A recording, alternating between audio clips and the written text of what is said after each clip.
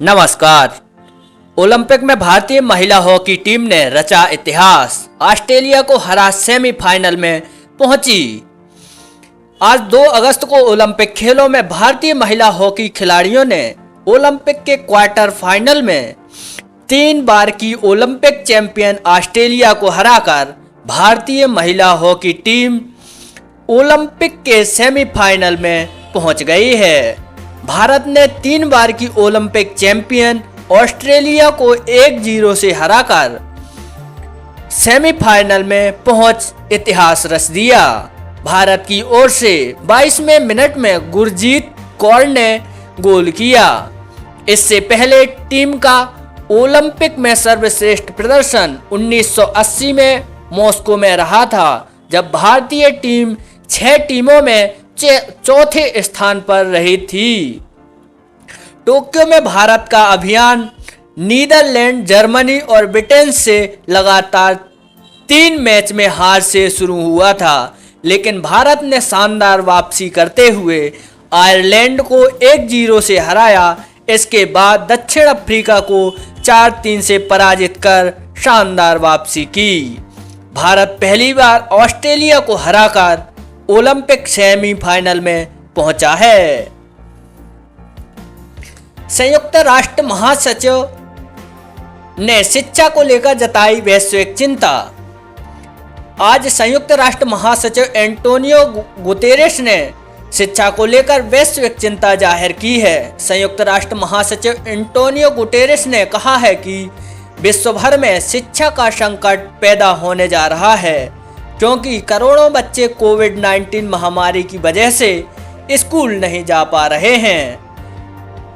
देखना ये होगा कि क्या हमारे देश यानी भारत के प्रधानमंत्री नरेंद्र मोदी शिक्षा को लेकर क्या कोई पहल कर रहे हैं, जिससे कि इस देश को शिक्षा के संकट से बाहर निकाला जा सके।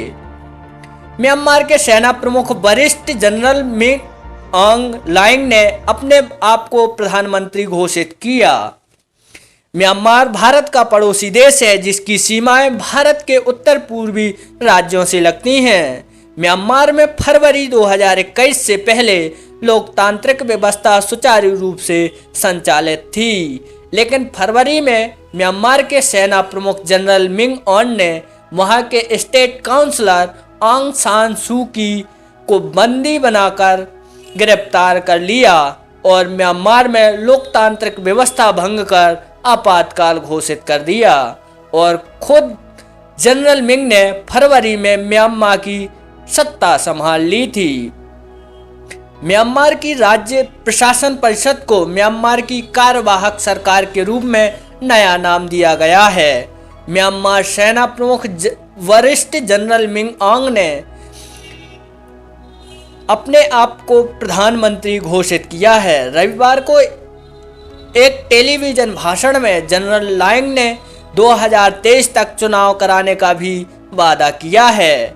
अपने भाषण में जनरल मिंग ऑंग ने कहा कि वह अगस्त 2023 तक चुनाव कराकर लोकतंत्र और संघवाद पर आधारित सरकार की स्थापना की गारंटी देते हैं।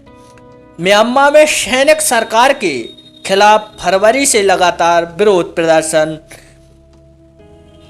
हो रहे हैं। मानवाधिकार assistance association for political prisoners के अनुसार अब तक सैन्य सरकार के खिलाफ विरोध प्रदर्शन में 940 लोग मारे गए हैं और करीब 7000 लोग गिरफ्तार किए गए हैं।